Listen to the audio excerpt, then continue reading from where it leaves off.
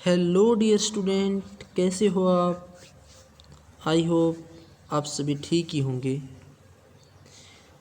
तो चलिए गाइज, आज हम ऑर्गेनिक केमिस्ट्री के सेकंड वीडियो को स्टार्ट करने से पहले लास्ट वीडियो में हमने क्या कुछ स्टडी किया था उसके बारे में कुछ देर के लिए मैं आपको इन्फॉर्मेशन दे देता हूँ।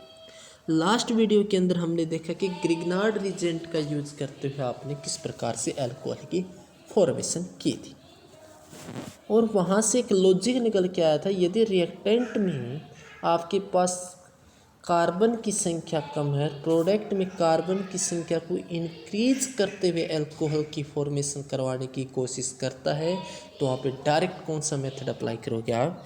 Grignard reagent. उसी प्रोसीजर को फॉरवर्ड करते हुए आज हम सेकंड टाइप को डिस्कस करेंगे कि अल्कोहल को हेलो एल्केन से कैसे तैयार करते हैं। तो बेटा आज का टॉपिक है मेरा from halo alkane how you can prepare alcohol. Hello का मीनिंग्स बेटा हेलोजन, और एल्केन्स का मतलब कार्बन कंटेनिंग कंपाउंड के बीच में सिंगल बॉन्ड का होना। अगर उसमें से आप एक हाइड्रोजन का रिमूवल कर देते हो और वहाँ पर हेलोजन लगा देते हो तो इसका क्या नाम बन जाएगा? Hello L. फॉर एग्जांपल ये आपका है एल्केन है CH3 तो यहाँ से एक हाइड्रोजन का रिमूवल कीजिए तो क्या बच गया? CH2। यहाँ पर एक हेलोजन लगा दीजिए जिसका सिंबल क्या बताया मैंने? X मीन्स यहाँ पर कोई भी हेलोजन हो सकता। तो इस प्रकार से हेलो एल्केन का फॉर्मूला होता है R। ये वैल्यू किसकी हो गई? आपकी कार्बन की होमोलॉजी सीरीज है तो RX। R की वैल्यू आप अपनी इच्छा अनुसार कार्बन की चेन पुट कर सकते। तो जब भी हेलो एल्केन से आपको अल्कोहल बना तो आप उसकी रिएक्शन करवा दीजिए सोडियम एंड पोटेशियम हाइड्रोक्साइड और उसको हीट कर दीजिए। और जैसे ही आप हेलो एल्केन की रिएक्शन सोडियम या पोटेशियम हाइड्रोक्साइड के साथ करवाते हो और उसको हीट करते हो तो हेलोजन के ऊपर नेगेटिव, पोटेशियम के ऊपर पॉजिटिव होने ये दोनों आपस में करेंगे अट्रैक्ट। तो यहाँ से KX निकल जाएगा, आपका क्या बन जाएगा? ROH। जैसे मैंने यहाँ पर R की जगह कार्बन की होमोलॉजी सीरीज पुट कर दी, क्या? CH3CH2। X की हेलोजन की वैल्यू Br और पोटेशियम हाइड्रोक्साइड के साथ इसकी मैंने रिएक्शन करवा डाली। तो यहाँ से आपका क्या निकल गया बेटा? KBr, K positive Br negative. तो यहाँ से क्या बन गया आपका? इथेनॉल। यहाँ से एक सीधा लॉजिक निकल के आ रहा है, जब हेलोजन अटैच हो एल्केन से और उससे आपको यदि इथेनॉल या अल्कोहल बनाने के लिए कहा जाए तो आप बिना देखे उसकी सोडियम या पोटेशियम हाइड्रोक्साइड के साथ रिएक्शन करवा दें, क्योंकि ये बहुत ज़्यादा रिएक्टिव मेटल होती है। और 6 ईयर बिफोर IIT एग्जाम्स के अंदर एक क्वेश्चन पूछा हुआ है जिसको मैं नेक्स्ट रिएक्शन के अंदर स्टडी कर रहा हूँ कि बेंजाइल क्लोराइड से बेंजाइल अल्कोहल में कन्वर्ट करना, तो आप उसकी रिएक्शन किसके साथ करवाओ? तो बेंजाइल का मीनिंग बेटा ये आपका बेंजीन है, और क्लोराइड पूछा तो ये बेंजाइल का जनरल फॉर्मूला रखो CH2 ग्रुप का अटैच। और यहाँ पर सिंगल बॉन्ड से आप हेलोजन पूछ रहे बेंजाइल क्लोराइड, तो ये बेंजाइल है और इसके ऊपर हेलोजन लगा दीजिए, क्या? Cl। अब इसकी रिएक्शन किसके साथ करवा दिया? आपने बताया था जब भी हेलोजन अटैच हो रहा है अल्कोहल बना तो किसके साथ रिएक्शन? Sodium potassium hydroxide. तो मैंने इसकी KOH के साथ रिएक्शन करवा दी। K पॉजिटिव और Cl नेगेटिव आपस में अट्रैक्ट होंगे तो KCl निकल जाएगा और क्या बच गया? यहाँ पे CH2OH। इस प्रकार से ये बेंजाइल अल्कोहल बना। यदि आपको बेंजाइल क्लोराइड से बेंजाइल अल्कोहल में कन्वर्जन के लिए कहे तो आप सीधे बेसिक मीडियम के ऊपर फोकस कीजिए, सोडियम पोटेशियम हाइड्रोक्साइड के साथ रिएक्शन करवाइए और आपका प्रोडक्ट ऑलवेज बी रेडी। तो अब हम थर्ड मेथड की तरफ बढ़ते हैं जिससे हमने अल्कोहल को तैयार करा, that is hydration of alkene. It means alkene का हाइड्रेशन करवाना। हाइड्रेशन मीन्स आपको वाटर मोलिक्यूल का एडिशन करवाना। तो यहाँ पर हम एल्कीन का यदि हाइड्रेशन करवाना चाहते हैं तो उसके लिए दो मेथड, या तो उसको डायरेक्ट प्रोसेस में यूज कीजिए या उसको डायरेक्ट प्रोसेस में यूज कीजिए। तो डायरेक्ट प्रोसेस तो ये कहता है कि बिना कैटेलाइज्ड का यूज किए हीट करके आपको एल्कीन से अल्कोहल बनाना, और इनडायरेक्ट प्रोसेस ये कहता है कि क्या तो किसी एसिडिक मीडियम का यूज कीजिए या फिर बेसिक मीडियम का, और आपने क्या बना देना है, एल्कोहल। क्या बना देना है, एल्कोहल। तो मैं यहाँ पे जो स्टडी करने वाला हूँ indirect process, direct process very easy, तो यहाँ पर मैं यूज़ कर रहा हूँ इनडायरेक्ट प्रोसेस।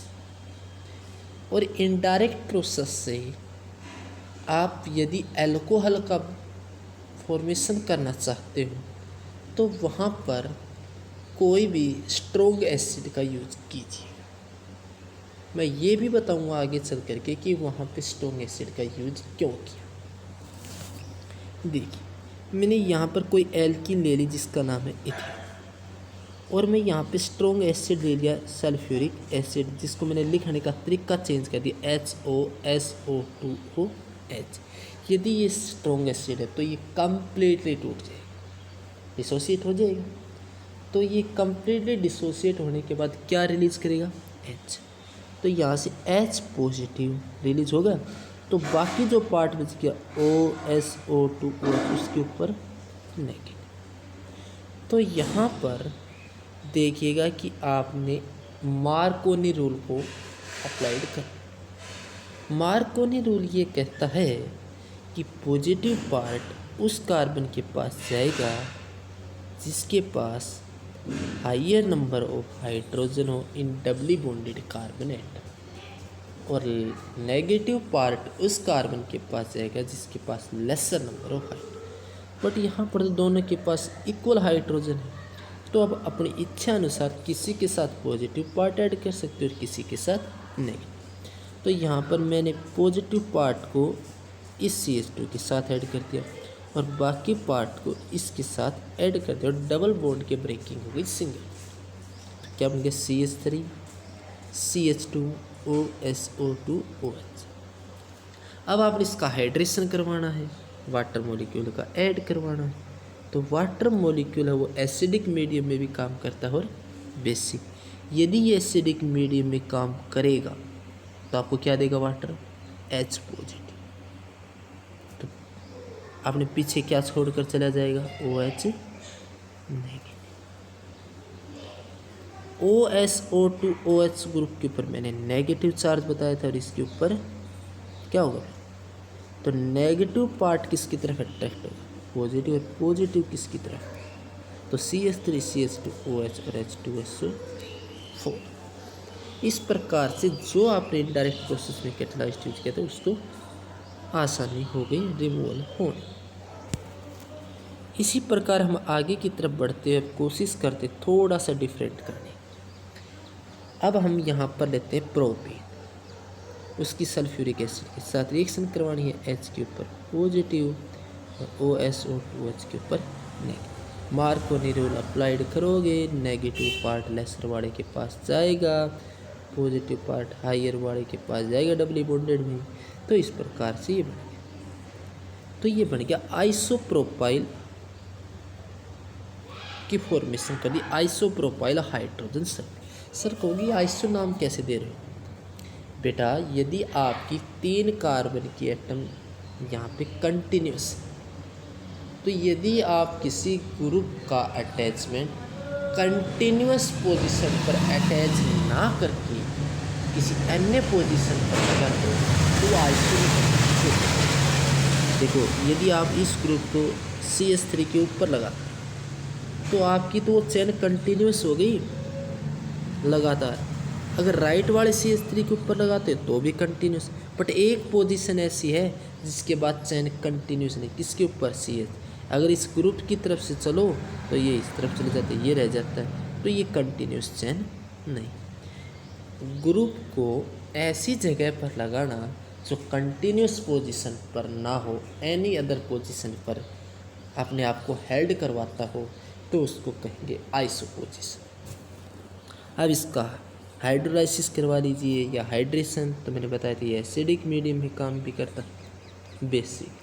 अगर ये एसिडिक मीडियम में काम करेगा तो क्या देगा, H पॉजिटिव, और अपने पीछे क्या छूट जाएगा, OH नेगेटिव। अब ये H पॉजिटिव किसको अट्रैक्ट करेगा, नेगेटिव पार्ट को, तो ये नेगेटिव पार्ट इसके साथ रिएक्शन करेगा।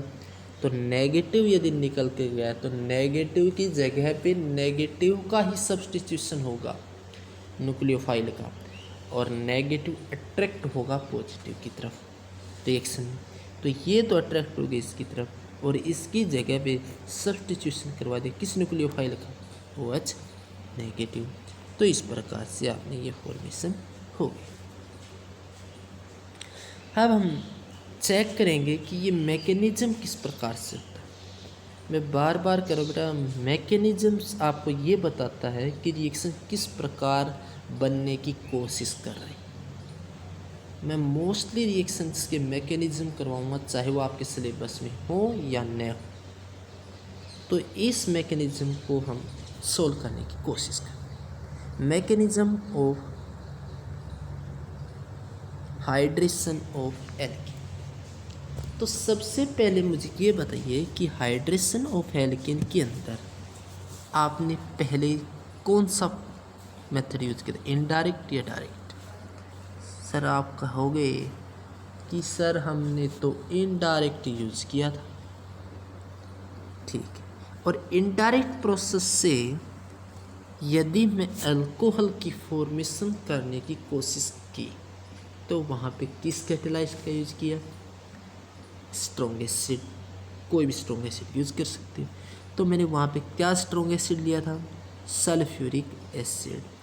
अगर ये सल्फ्यूरिक एसिड स्ट्रॉन्ग है तो क्या होगा, कंप्लीटली डिसोसिएट, और कंप्लीटली डिसोसिएट होने के बाद आपको क्या देगा, H पॉजिटिव। तो इसने आपको दे दिया H, तो कितने H पॉजिटिव कंप्लीटली हो गया, तो 2H पॉजिटिव।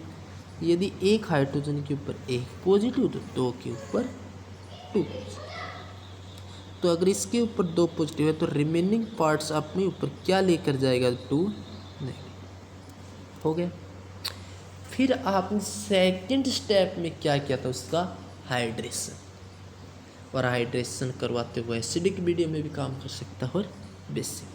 तो यहाँ पर मैंने यदि कैटलाइज्ड एसिडिक लिया तो एसिडिक मीडियम का ही यूज करो। मैं बार बार बता रहा हूँ, आप पूछोगे सर आपने स्ट्रॉन्ग एसिड लिया तो स्ट्रॉन्ग बेस क्यों नहीं लिया, तो क्योंकि यहाँ पर अगर मैंने स्ट्रॉन्ग एसिड लिया तो वाटर को एसिडिक मीडियम में ही लेना पड़ेगा। क्यों, क्योंकि वाटर वहाँ से वही तो एक्सेप्ट करेगा जो स्ट्रॉन्ग एसिड ने रिलीज़ किया। तो इसने H पॉजिटिव रिलीज़ किया तो वाटर ये H पॉजिटिव एक्सेप्ट करने की कोशिश करे। तो देखिए वाटर इस प्रकार की स्ट्रक्चर बनाता है। H single bond oxygen, oxygen के पास 6 इलेक्ट्रॉन, एक इस हाइड्रोजन के साथ बॉन्ड बनाने में यूज कर दिया और एक इस हाइड्रोजन, तो उसके पास 4 हाइड्रोजन अभी भी 4 इलेक्ट्रॉन अभी भी अवेलेबल है। अब यदि स्ट्रॉन्ग एसिड ने H पॉजिटिव को रिलीज किया था तो ये एक्सेप्ट करेगा, क्या करेगा, इसको एक्सेप्ट करेगा। तो ऑक्सीजन के पास अवेलेबिलिटी है लोन पेयर ऑफ इलेक्ट्रॉन की, तो ये काम करेगा लेविस बेस का, तो ये अपने इलेक्ट्रॉन इसको डोनेट करेगा। जैसे ही इलेक्ट्रॉन इसने डोनेट किए तो ऑक्सीजन के ऊपर आ गया पॉजिटिव और हाइड्रोजन ने इसके पास से इलेक्ट्रॉन लिए हैं तो इसके ऊपर हो गया नेगेटिव, पॉजिटिव नेगेटिव। तो आपका क्या बन गया, हाइड्रोनियम आयन क्या बन गया, जिसको आप इस प्रकार से लिख सकते हो।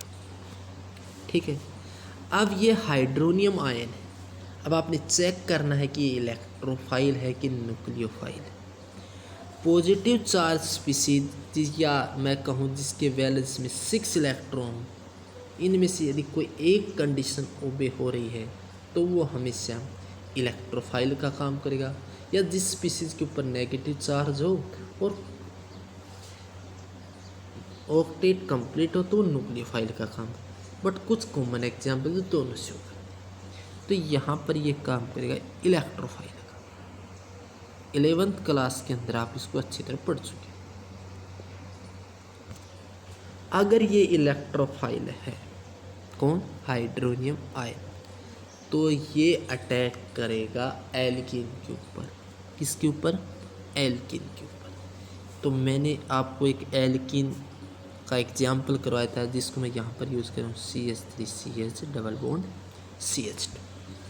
ठीक है, मतलब हाइड्रोनियम आयन के द्वारा इलेक्ट्रोफिलिक अटैक होगा किसके ऊपर, एल्कीन के ऊपर। अब देखते हैं जब वो एल्कीन के ऊपर अटैक करेगा तो क्या बनाता है। तो जैसे ही यहाँ पर एल्कीन आपको दिखाई दिया तो कोई ना कोई वीक बॉन्ड भी दिखाई दे रहा होगा। डबल बॉन्ड है, उसमें एक पाई बॉन्ड है और एक sigma bond. Pi bond side wise overlapping की वजह से फॉर्मेशन करता है, जिसकी वजह से वो वीक हो जाता है।